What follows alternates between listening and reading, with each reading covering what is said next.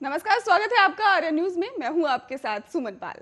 उत्तर प्रदेश में अगले साल विधानसभा के चुनाव है और चुनाव से पहले बीजेपी जनता को लुभाने की कोई कसर छोड़ना नहीं चाहती है। इसलिए बीजेपी अगले साल जनवरी के दूसरे हफ्ते में प्रधानमंत्री नरेंद्र मोदी की मेगा रैली कराने की तैयारी में जुट गई है और ये रैली राजधानी लखनऊ में होगी। जानकारी मिली है कि बीजेपी लखनऊ में होने वाली पीएम मोदी की मेगा रैली के लिए 10 लाख लोगों की भीड़ जुटाने का प्लान बना रही है और ये रैली उत्तर प्रदेश बता दें आपको कि विधानसभा चुनाव की आचार संहिता लगने से पहले होगी। वहीं सूत्रों की माने तो 9, 10 या 11 जनवरी को पीएम मोदी लखनऊ में रैली कर सकते हैं और कहा जा रहा है कि ये रैली पीएम मोदी की अब तक की सबसे बड़ी रैली होगी।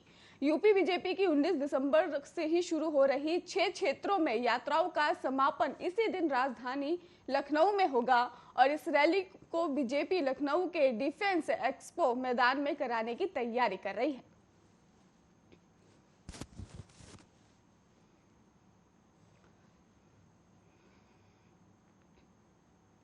प्रधानमंत्री नरेंद्र मोदी आज उत्तर प्रदेश के शाहजहांपुर में गंगा एक्सप्रेसवे की आधारशिला रखी और आपको बता दें कि करीब 594 किलोमीटर लंबा 6 लेन का ये एक्सप्रेसवे 36,200 करोड़ रुपए से भी ज्यादा की लागत से बनाया जाएगा। और इस दौरान कार्यक्रम को संबोधित करते हुए पीएम मोदी ने कहा कि इस एक्सप्रेसवे से यूपी के विकास का रास्ता निकलेगा और पीएम मोदी ने कहा कि मां गंगा सारे मंगलों की सारी उन्नति प्रगति की स्रोत है और मां गंगा सारे सुख देती है और सारी पीड़ा हर लेती है।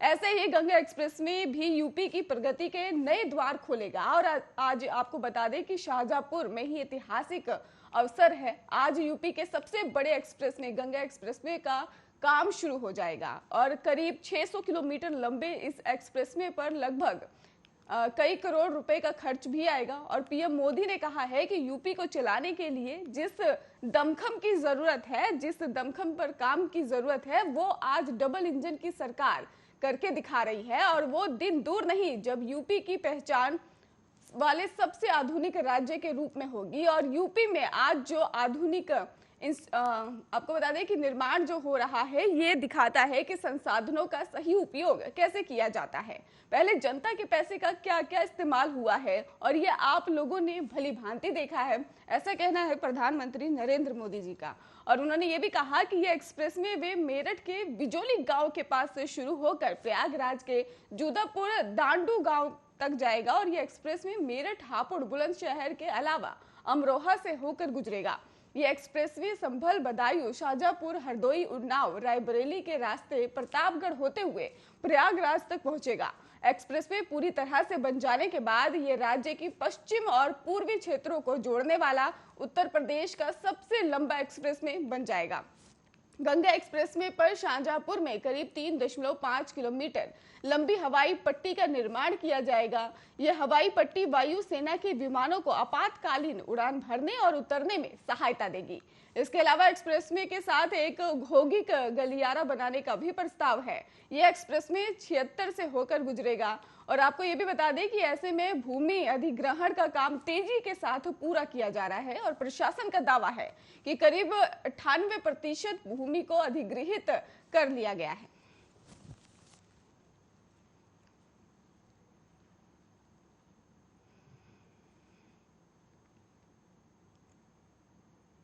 एक तरफ जहां समाजवादी पार्टी लोगों को लुभाने का काम कर रही है, वहीं दूसरी तरफ समाजवादी पार्टी के विजय रथ यात्रा के दौरान समाजवादी पार्टी के कार्यकर्ताओं ने एक आम आदमी को सरेआम पीटा है। भीड़ ने व्यक्ति को इस कदर पीटा कि वो जमीन पर गिर पड़ा और लोगों ने उसको पीटना शुरू ही किया था और अपील कर रहा था लड़का कि लेकिन भीड़ व्यक्ति एक न सुनी और उसे बुरी तरह से पीट दिया। व्यक्ति लहूलुहान हो गया और जमीन पर गिर पड़ा। और आपको ये भी बता दें कि पूरा मामला बरगद चौराहा का बताया जा रहा है जहां पर ये वारदात को अंजाम दिया गया।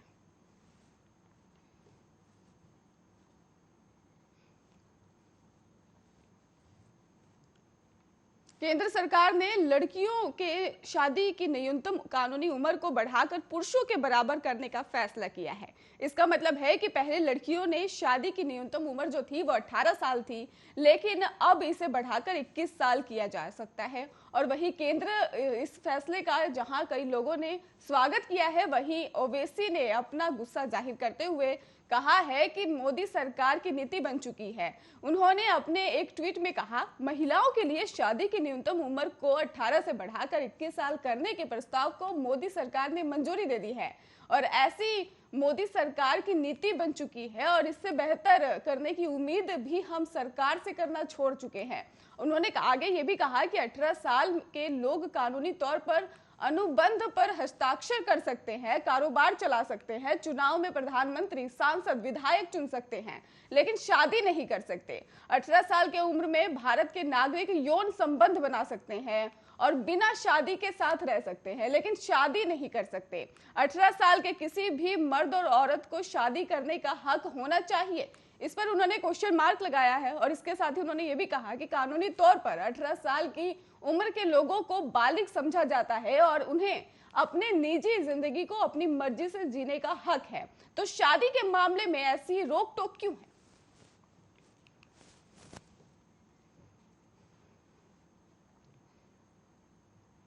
अपनी पार्टी के नेताओं पर आयकर छापों पर समाजवादी पार्टी के अध्यक्ष अखिलेश यादव ने कहा कि जैसे जैसे बीजेपी को हार का डर सताएगा, दिल्ली से बड़े बड़े नेता आएंगे और अभी इनकम टैक्स विभाग आया है, फिर ईडी और सीबीआई आएगी। अब इनकम टैक्स विभाग की उत्तर प्रदेश में चुनाव लड़ने आ गया है और बीजेपी के पास कोई नया रास्ता नहीं है।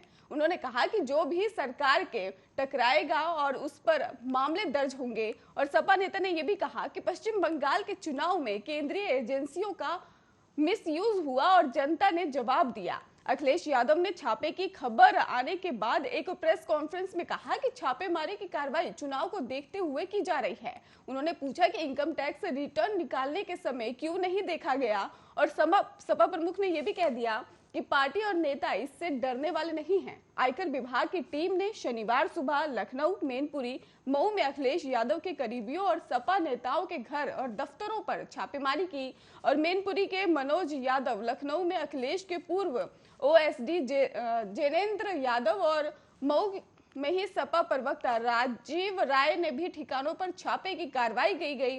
और अखिलेश यादव ने कहा कि ये जनता का चुनाव है, सीबीआई और आयकर विभाग का चुनाव नहीं है। उन्होंने ये भी कहा कि समाजवादी के लिए ही ये राम राज्य नहीं आ सकता और उन्होंने कहा कि समाजवादी पार्टी अपने पुराने कार्यकर्ताओं को सम्मानित करेगी और रायबरेली में हर सीट पर जीत दर्ज करेगी। वहीं इन छापों पर सपा प्रवक्ता राजीव राय ने कहा, ये आईटी विभाग है, मेरी कोई आप पर अधिक पृष्ठभूमि का काला या धन नहीं है। मैं लोगों की मदद करता हूं और सरकार को ये पसंद नहीं आता है, ये उसी का परिणाम है। आप कुछ भी करेंगे तो वीडियो बनाएंगे और एसआईआर कराएंगे और इसके माफ कीजिए एफआईआर करवाएंगे, ऐसा उनका कहना है। और उन्होंने ये भी कहा कि बेवजह केस लड़ेंगे, कोई फायदा नहीं है, चलो आप अपनी प्रक्रिया पूरी कर लो।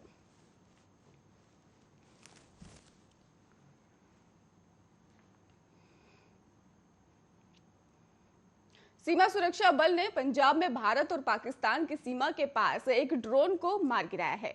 बीएसएफ ने शनिवार को इस बात की जानकारी देते हुए कहा कि शुक्रवार की रात 11:10 पर पाकिस्तानी सीमा की तरफ से भारतीय सीमा की तरफ आकाश में चमकती हुई चीज आती दिखाई दी थी और ये चमकने वाली चीज धीरे धीरे अंतर्राष्ट्रीय बॉर्डर से भारतीय सीमा में 30 मीटर अंदर और भारत पाक सीमा पर लगाई गई फेंस से 150 मीटर भारतीय सीमा के अंदर आ गई थी और बीएसएफ कर्मियों को शक हुआ कि ये ड्रोन ही है। ऐसे में कई उपकरणों आदि की मदद से ही चारों तरफ से घेरा गया और नीचे उतार लिया गया। ड्रोन जब नीचे उतरा तो पता चला कि वो चीन में बना हुआ ड्रोन था और सुरक्षा से जुड़े एक आला अधिकारी ने यह भी कहा है कि पाकिस्तानी को ड्रोन सप्लाई कर रहा है और जिनके जरिए पाकिस्तान भारतीय सीमा में जासूसी के अलावा हथियार, विस्फोट और मादक पदार्थ पहुंचाकर खूनी साजिश रच रहा है। अधिकारी के मुताबिक इस चीनी ड्रोन के पकड़े जाने के बाद से इस शक को और बल मिलता है और जम्मू एयर बेस पर हुआ हमला भी चीनी ड्रोन के जरिए कराया गया। और बीएसएफ के मुताबिक ये भी कहा जा रहा है कि ड्रोन से विस्फोट, हथियार या ड्रग्स क्या लाया गया और इस ड्रोन का संचालन कहां से किया जा रहा था, इस ड्रोन के जरिए क्या क्या फोटोग्राफ खींचे गए थे, इसकी तलाश में बीएसएफ और स्थानीय पुलिस का तलाशी अभियान लगातार जारी है। आपको बता दें कि अधिकारियों को शक है कि इस ड्रोन के जरिए सीमा के अंदर कोई चीज जरूर गिराई गई रही होगी और भारतीय पाकिस्तान सीमा की इस समय ड्रोन भारतीय सुरक्षा एजेंसियों के लिए सिरदर्द बना हुआ है। यही कारण है कि पिछले सप्ताह रक्षा मंत्रालय ने एंटी ड्रोन सिस्टम सुरक्षा बलों को दिए थे।